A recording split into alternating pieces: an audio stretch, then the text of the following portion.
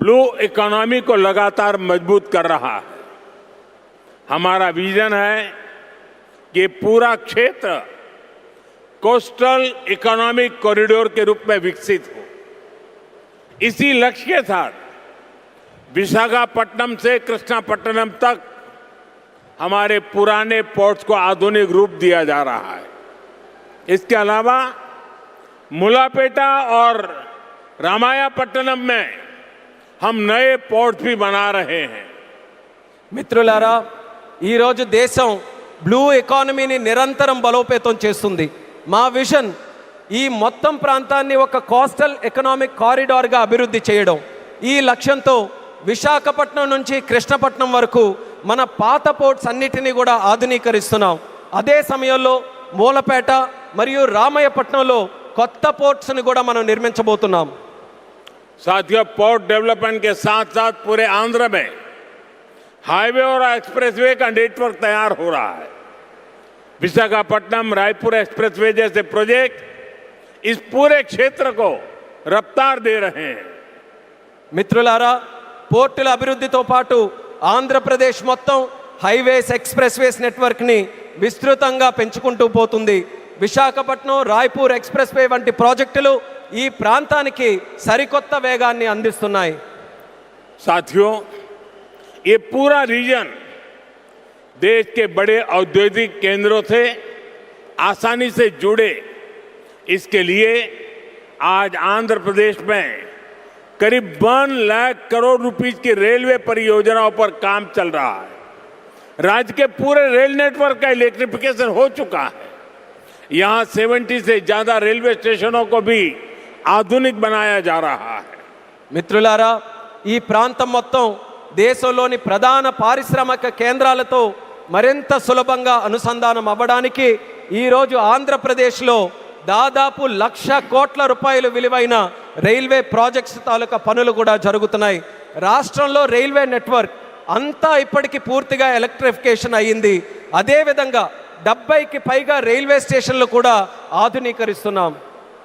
साथियों, आज इस क्षेत्र के विकास में पीएम गति शक्ति नेशनल मास्टर प्लान भी बड़ी भूमिका निभा रहा है. पीएम गति शक्ति के माध्यम से इस पूरे क्षेत्र में रेल, पोर्ट और एयरपोर्ट को एक साथ जोड़ा जा रहा है.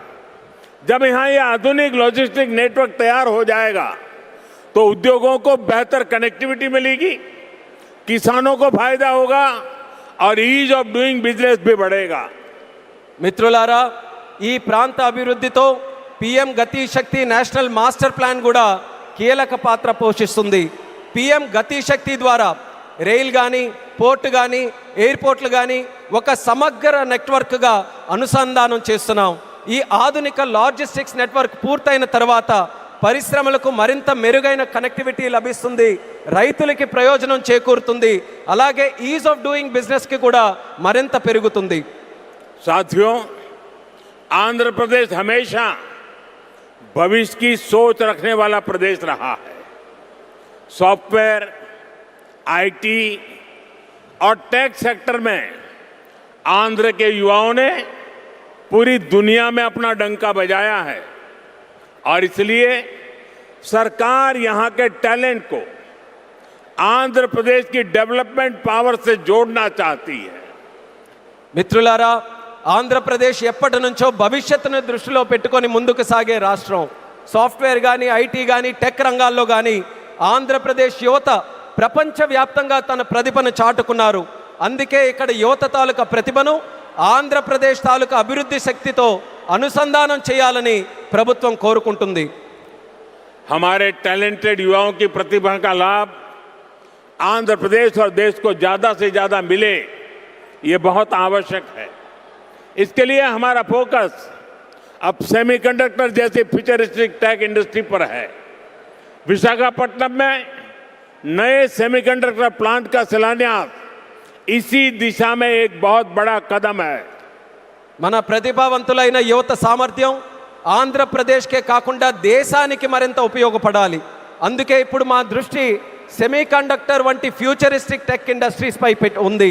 విశాఖపట్నంలో కొత్త సెమీకండక్టర్ ప్లాంట్ తాలూకా శంకుస్థాపన ఆ దిశగా ఒక గొప్ప అడుగుగా నేను భావిస్తున్నాను.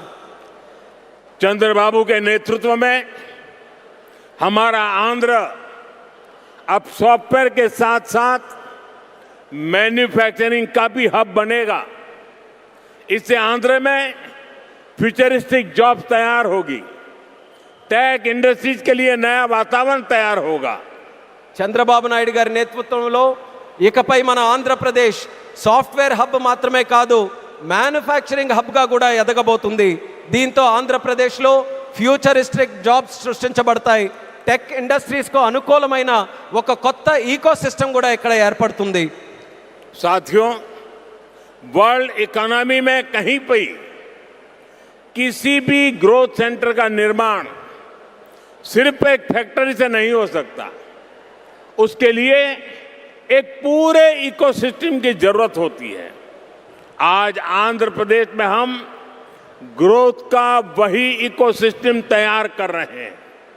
चंद्रबाबू नायडू जी व्यक्तिगत स्तर पर दिन रात मेहनत करते हैं. इसी का परिणाम है आज दुनिया की कई बड़ी बड़ी कंपनियां यहां निवेश करने के लिए आना चाहती हैं. మిత్రులారా, ప్రపంచ ఆర్థిక వ్యవస్థలో ఏ గ్రోత్ సెంటర్ అయినా ఒక్క ఫ్యాక్టరీతో నిర్మించబడదు. దానికోసం ఒక పూర్తి ఈకో సిస్టమ్ని మనం ఏర్పాటు చేయాలి. ఈరోజు ఆంధ్రప్రదేశ్లో మనం అలాంటి గ్రోత్ ఈకో సిస్టమ్నే నిర్మించబోతున్నాం. మన ముఖ్యమంత్రి చంద్రబాబు నాయుడు గారు వ్యక్తిగతంగా రాత్రి పగలు రాష్ట్రం కోసం కష్టపడుతున్నారు.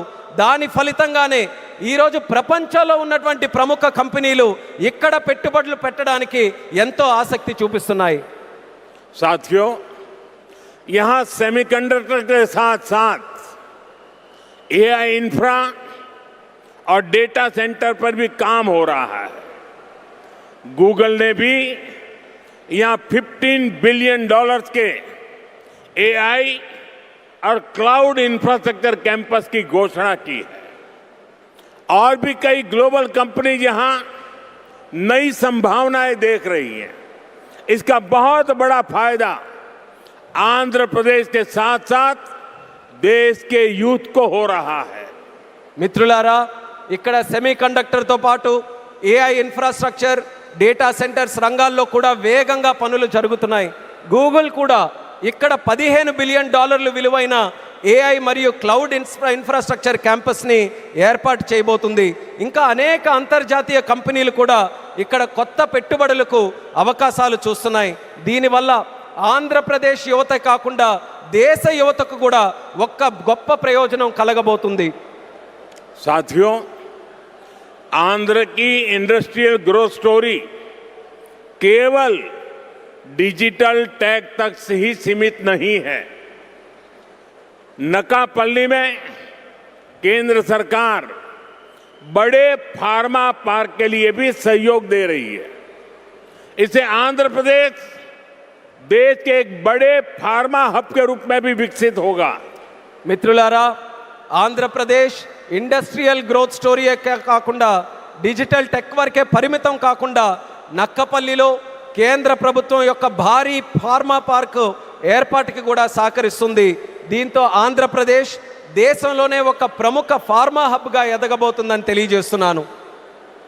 ग्रीन एनर्जी की फील्ड में भी अकेले रायलसीमा क्षेत्र में 5 लाख करोड़ रुपए से ज्यादा का इन्वेस्टमेंट हुआ है. मैं आज आंध्र प्रदेश के आप सभी लोगों को फिर विश्वास दिलाता हूं, हमारी सरकार ऐसी हर संभावनाओं को साकार करने के लिए दिन रात ये डबल इंजन सरकार काम करती रहेगी. గ్రీన్ ఎనర్జీ రంగంలో కూడా ఒక్క రాయలసీమ ప్రాంతంలోనే 5 లక్షల కోట్ల రూపాయలకి పైగా పెట్టుబడులు వచ్చాయి.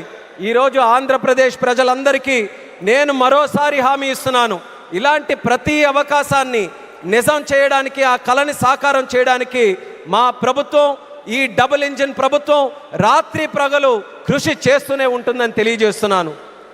साथियों, आज आंध्र प्रदेश में हर सेक्टर में किस स्पीड से काम हो रहा है, इसका अंदाजा आप इस बात से लगा सकते हैं कि पिछले 3 यात्राओं में ही मैंने 2 लाख करोड़ रुपीस के प्रोजेक्ट का शुभारंभ यहाँ किया है।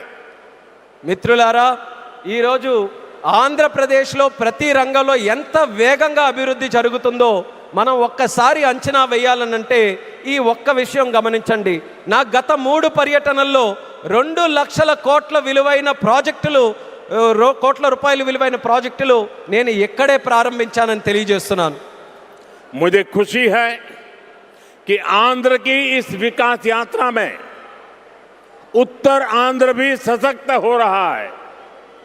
हम विशाखापट्टनम इकोनॉमिक रीजन VER को देश के बड़े औद्योगिक केंद्र के रूप में विकसित कर रहे हैं। हमारा लक्ष्य है VER एशिया का प्रमुख इकोनॉमिक हब बने। ये एयरपोर्ट से लेकर सेमीकंडक्टर यूनिट तक इसी मिशन का हिस्सा है। ఈ అభివృద్ధి ప్రయాణంలో ఉత్తరాంధ్ర కూడా మరింత బలోపేతం అవుతున్నందుకు నాకెంతో ఆనందంగా ఉంది. మనం విశాఖపట్నం ఎకనామిక్ రీజన్ను దేశంలో ప్రధాన పారిశ్రామిక కేంద్రంగా అభివృద్ధి మనం చేస్తున్నాం. మన లక్ష్యం VERను ఆసియా ఖండంలోనే ఒక ప్రముఖ ఎకనామిక్ హబ్గా తీర్చిదిద్దడం. దీనికి ఎయిర్పోర్ట్ నుంచి సెమీ కండక్టర్ యూనిట్ వరకు జరుగుతున్న ప్రతి కార్యక్రమం ఆ లక్ష్యంలో భాగమే అనేది కూడా నేను తెలియజేస్తున్నాను. साथियों, हमारी सरकार का मंत्र है इन्वेस्टमेंट से एम्प्लॉयमेंट। इसलिए सरकार ने अपनी तरफ से भी इन्वेस्टमेंट बढ़ाया है और हम प्राइवेट सेक्टर को भी इन्वेस्टमेंट के लिए प्रेरित कर रहे हैं। आप भी जानते हैं जब इन्वेस्टमेंट बढ़ता है तो मैन्युफैक्चरिंग बढ़ती है, मैन्युफैक्चरिंग बढ़ती है तो एक्सपोर्ट बढ़ता है, एक्सपोर्ट बढ़ता है तो रोजगार के नए अवसर बनते हैं और रोजगार बढ़ता है तो लोगों की आमदनी बढ़ती है, परिवारों की जिंदगी बेहतर होती है और आंध्र प्रदेश में हम यही होते देख रहे हैं। మిత్రులారా, మా ప్రభుత్వం తాలూకా మంత్రం పెట్టుబడి నుంచి ఉపాధి వరకు. అందుకే ప్రభుత్వం తన వంతుగా కూడా పెట్టుబడులు పెంచుకుంటూ పోతుంది. అదే సమయంలో ప్రైవేట్ సెక్టర్ తాలూకా పెట్టుబడులు కూడా వాళ్ళు ఇంకా ఎక్కువగా పెట్టేలా ప్రోత్సహిస్తుంది. మీ అందరికీ తెలుసు, పెట్టుబడులు పెరిగితే తయారీ రంగం పెరుగుతుంది, తయారీ రంగం పెరిగితే ఎగుమతులు పెరుగుతాయి, ఎగుమతులు పెరిగితే కొత్త ఉద్యోగ అవకాశాలు పెరుగుతాయి, ఈ కొత్త ఉద్యోగ అవకాశాలు పెరిగితే ప్రజల తాలూకా ఆదాయం పెరుగుతుంది. ఆ పెరిగినప్పుడు కుటుంబం తాలూకా జీవితాలు మరింత మెరుగుపడతాయి. ఈరోజు మన ఆంధ్రప్రదేశ్లో ఈ మార్పుని మనం కల్లారా చూస్తున్నాం. साथियों, मुझे पूरा विश्वास है आज यहां जितने भी प्रोजेक्ट की शुरुआत हुई है, जिनकी नींव रखी गई है, वो सारे प्रोजेक्ट स्वर्ण आंध्रा और विकसित भारत के संकल्प को पूरा करने में बहुत बड़ा योगदान देंगे। चंद्रबाबू जी के नेतृत्व में आंध्र प्रदेश विकसित भारत के सपने को पूरा करने के लिए एक बहुत बड़ा ऊर्जा स्रोत बन रहा है। मैं एक बार फिर इन सभी परियोजनाओं के लिए आंध्र प्रदेश के लोगों को बहुत बहुत बधाई देता हूं। बहुत बहुत धन्यवाद। మిత్రులారా, ఈరోజు ప్రారంభమైన శంకుస్థాపన జరిగిన ప్రతి ప్రాజెక్టు కూడా స్వర్ణాంధ్ర మరియు వికసిత్ భారత్ సంకల్పాలను సాకారం చేయడంలో ఎంతో గొప్ప పాత్ర పోషిస్తుందనే నమ్మకం నాకుంది. మరి చంద్రబాబు నాయుడు గారి తాలూకా నేతృత్వంలో ఆంధ్రప్రదేశ్ రాష్ట్రం వికసిత్ భారత్ విజన్కు ఒక పెద్ద శక్తిగా ఉజ్వలిస్తుంది. మరోసారి ఈ అన్ని ప్రాజెక్టుల సందర్భంగా ఆంధ్రప్రదేశ్ ప్రజలందరికీ నా హృదయపూర్వక అభినందనలు, అలాగే ఇక్కడికి విచ్చేసిన సోదర సోదరిమణులకి నా హృదయపూర్వక ధన్యవాదాలు తెలియజేసుకుంటూ నమస్కరిస్తున్నాను. भारत माता की जय, भारत माता की जय, भारत माता की जय. बहुत बहुत धन्यवाद.